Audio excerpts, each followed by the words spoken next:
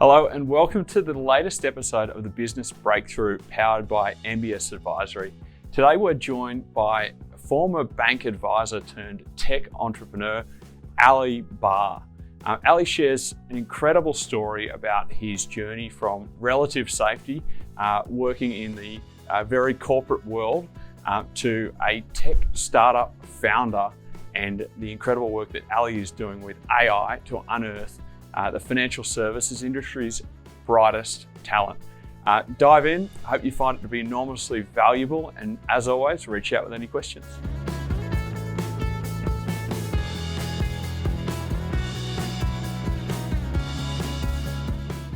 Yeah, so basically we've created a marketplace of university grads that are looking for their first career role, and we do a whole bunch of screening and mentoring and coaching of those university grads, and we present them in their best possible light. And our clients are privately owned financial planning and accounting firms, and we've worked with them for 10 years, and we sort of understand their needs, and they present themselves on the platform as well, and they tell us what they need, and then our algorithm and our engine spits out the best matches for those businesses, and then those businesses hire through that, and they can hire those university graduates. So at any one time, a business can come on and look at the talent pool that we're working with, and when they're ready, they say we want to interview some, and we'll arrange interviews and so forth, and they're ready to go there and then. So it's sort of not a jobs board where you post the jobs and people apply. It is basically we have this ready group of talent at any one stage looking for a great place to start their career,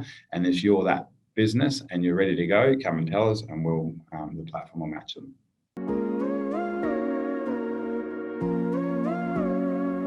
This is something that I've reflected on a lot and spent a lot of time dealing with at the time. So like about half my career ago, I left corporate to go and set myself up in my own business, and so that was a really massive thing. And still people today, after 9.5 years at a particular bank, I left before my long service leave, before all that stuff, and people still think that something happened, but it didn't. I just had chosen, and I checked out, and I'd been through this process of deciding to go out and create my own fate, and so that was the catalyst. I wrote an MBA on financial literacy in Australia, and wanted to make a difference and move the needle and leave a footprint, and I really loved working in an organization, the organization I worked in. I really loved it. Like, it was great, and but I wanted to be able to put a footprint down and say that was what I left and what I did. And so I went through a big exercise, and it wasn't, when I look back at the exercise, it wasn't dissimilar to the pros and cons list. And it was just, what are the things that I spring out of bed every day over and get excited about, and at the end of the day reflect and say, gee, I had a really amazing day, or I felt like I made a difference today. And the other days were the ones where I hit the snooze button, or I was like, just kind of a bit, just nothing at the end of the day. And so that was the left and right, the pros and the cons list. And I just chose to just do pros because that was the thing that I knew that if I did more of them, I'd leave more of a footprint. And that was the sort of deciding point. And so I left the comfort and predictability of working in a large organization and followed the job security of running my own business. Awesome. Yeah, and I think I've had that conversation with so many people since, and yeah, it was a big move, but it's definitely, I don't regret it at all. I never have. Anyone that knows me, I just I'm full of energy all the time, because it has to be like that. If it's not fun and I'm not enjoying it, then I'm just not going to do it. And that's sort of that's the beauty of building a business or doing something. Like, if you do it with passion, I think you do it well. If you enjoy it, you do it well. And that was the choice that I made. I want to do everything that I do, I want to enjoy, because then I'll do it well. And that was the decision I made. And that sort of definitely like rotated. Since then I've started a family, and and the last 12 months has been interesting, and I'm really clear on where that fits into my life and my job and how I generate income to protect to look after the family. Is all like, it doesn't feel like a job anymore. Oh, yeah, it's all just part of one thing.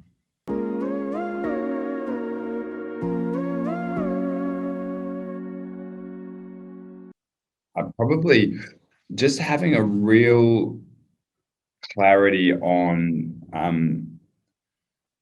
doing what people want. Like I think one of the things I did when I first left, the first business I set up and since when I left the bank was a social enterprise, and it was a fantastic thing, and it was okay for this to happen and that, but we built this wonderful product or service, and everybody loved it, but no one would buy it. And so I learned really quickly, and now I look at it in literature and agile thinking, and this that you build a minimum viable product and you get feedback and you iterate and build on that, and you let your customers tell you what to build. But we'd over-engineered this product and put it out there, and everybody loved it, but no one would buy it. So therefore, we'd spent all this time building something that no one wanted. And so what I've learned over the time is just to really understand the people that you serve and continue to serve them better. And if you do that unwaveringly, the customer's not always right, but just listening to what they're telling you and understanding them and build your product to service them better is a really good lesson that I learned. And I sort of live it day to day now. Just listen to your customers and serve them well, and your business will do well.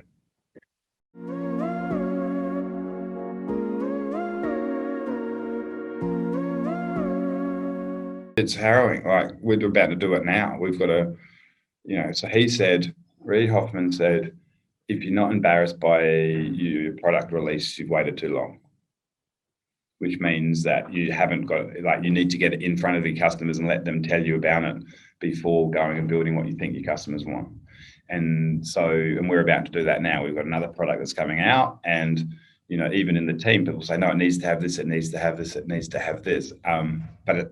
But we're not going to release it with that. We're going to release it with the bare bones, because then you can truly listen to your customer, because your customer is then going to say, oh, can it do this? And they're going to tell you what it needs to do for you. And so that's it's harrowing but that's what he said. If you're not nervous about it or you're not embarrassed by it, you've waited too long. So you got a lot of blind faith in that. But customers are generally pretty good. If you've got really loyal customers and you explain that to them and you take them on a journey.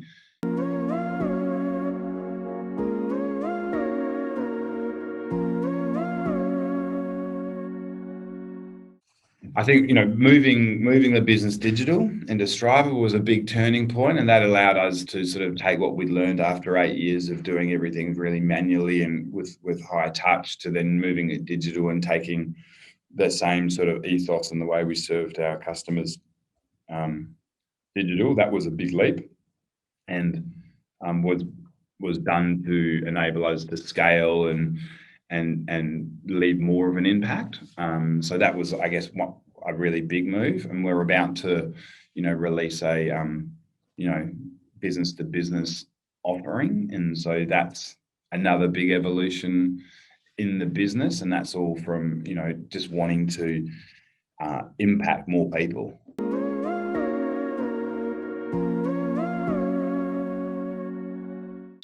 Do you know what? I think right now, I've been hammering on about the gap, and so our core product initially was around new entrants into financial planning, and there's been a gap coming for a long time, and every time there's a change in education standards or there's a mass exodus of people, there's this glaring opportunity for young people to come into this profession, and if it hasn't been realised now, it'll be realised into the future. So we've built, for 10 years I've been on that. So it's not a new thing. We're not coming in to solve the problem just now. I've been at this for 10 years. So that's sort of been a wave. But talent in across everything is an issue at the moment. And we're trying to hire an experienced digital marketing manager, and they are just everybody that's like full employment at the moment. And the salaries of people coming out of university commanding massive salaries now in other fields. Like, data engineers and IT students are coming out on $100,000 salaries, and I don't think paying people more money is the right solution to it. But there is a talent war, and that, I think that's driven by a lot of things. But one of the things it is driven by is that we don't have all these international students in this country that would do a certain amount of jobs, and the people that weren't doing those jobs would then come into the other jobs, and so there's this cascading factor of there's been a drain on people in Australia, and it's hard to get experienced people, inexperienced people, and so forth, and so there's a complete talent war, and so talent will be king.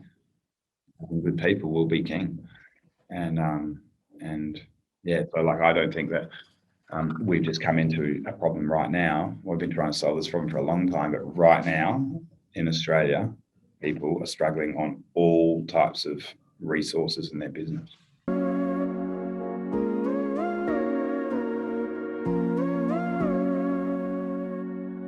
Yeah, like it's an interesting one when people say, "What's your ideal client?" And our clients are future thinking, right? So they want to be around for the next 10 years plus. They're prepared to invest in young people. They know, they know the value of bringing in sort of tech-enabled new starters and they're prepared to grow their own, right? So we don't do experience. We don't move people around like a recruitment firm.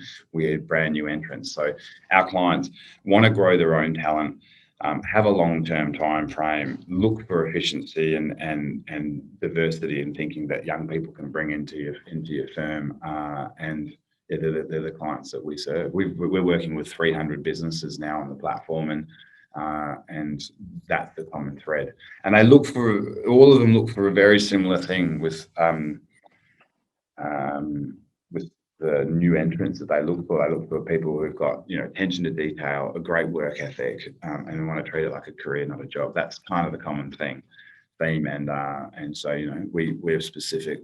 We look for candidates that have got work experience and work jobs while they're through university, and jobs where they've got customer service, teamwork, and working under pressure experience, whether it's stacking shelves at night at Woolworths or pulling beers in the local RSL or whatever it might be. Anything that's kind of got them working under pressure in a team and dealing with customers, they're the common threads of what our firms look for.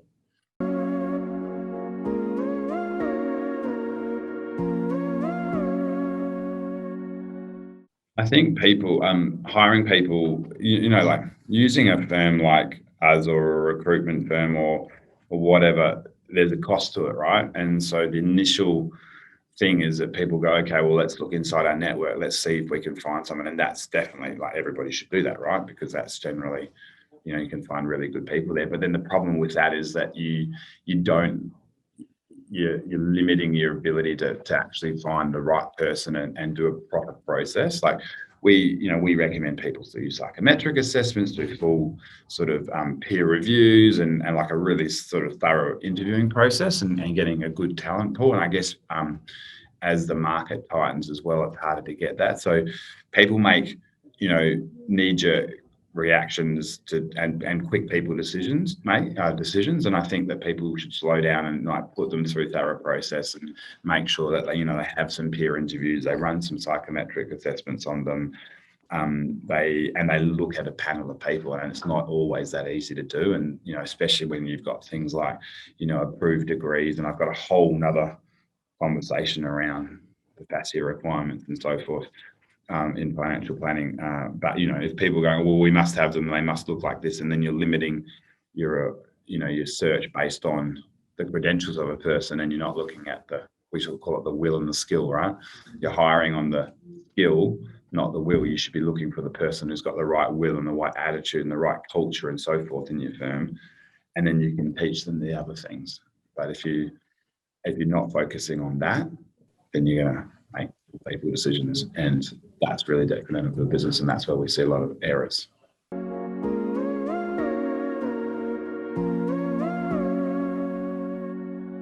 Like, we're never finished with our product. Our platform will never be finished, and so I don't look at it and say, by the end of next year we'll be done. And I think that that's how people have to think about their business, right?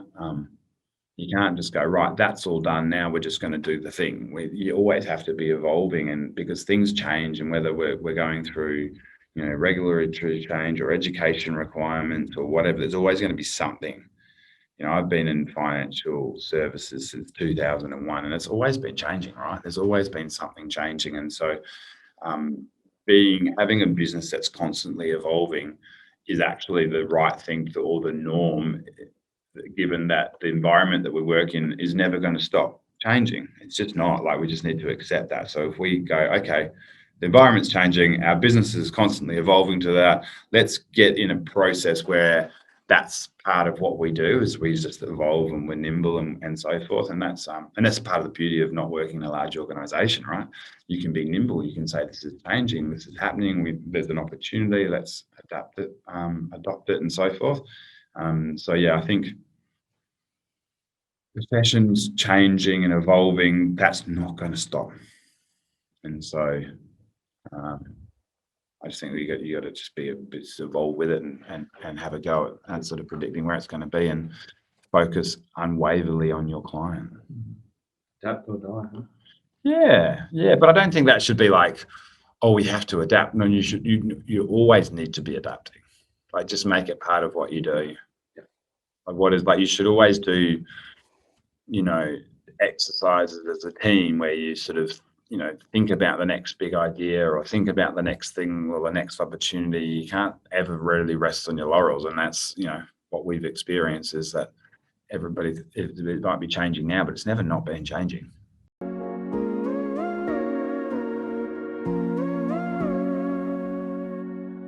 Everything that we do to make, hopefully a positive impact, right? And that's sort of the ethos that I've always had. And anyone that sort of knows me, it's always about, like, how do I make that better? And so we're looking to we'll broaden our service offering out to more industry and more people, just so that we can, leave a bigger footprint, really. And so, we're taking our product to more, more corporate structures and third-party distribution channels, really, so more people can hopefully benefit from the services that we deliver.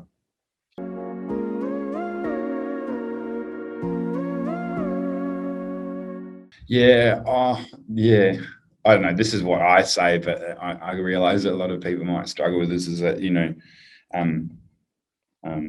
never die wondering. That's what I kind of live by. Like, I don't want to die wondering. And so I'll if you do. I remember one of my first bosses early on. I was like 24. He said something like, "Opportunity is not taken, a loss forever," something like that.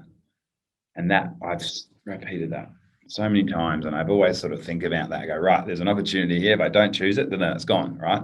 And that's fine. Just got to be happy with that. And also with young people, I'd say a lot is that decisions you make now you're not going to have your leg amputated over it, right? Like, it's not the end of the world.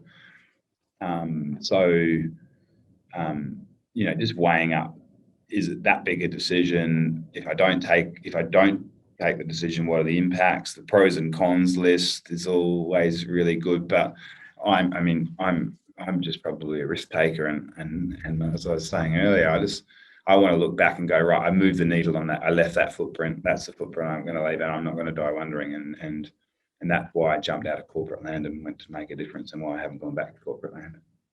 So just to clarify, that was opportunities not taken, a loss forever. Yeah.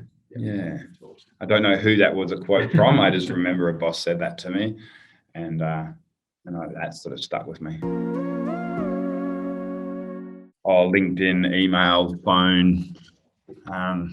LinkedIn probably is the best way. Yeah, and if anybody wants our help, they can find us at strava.careers and set up a profile. We don't charge anything for that. It's free to come and have a look around and have a play on the platform. And we work with progressive, forward-thinking businesses. So if that's you, then that's Strava's the right place to be.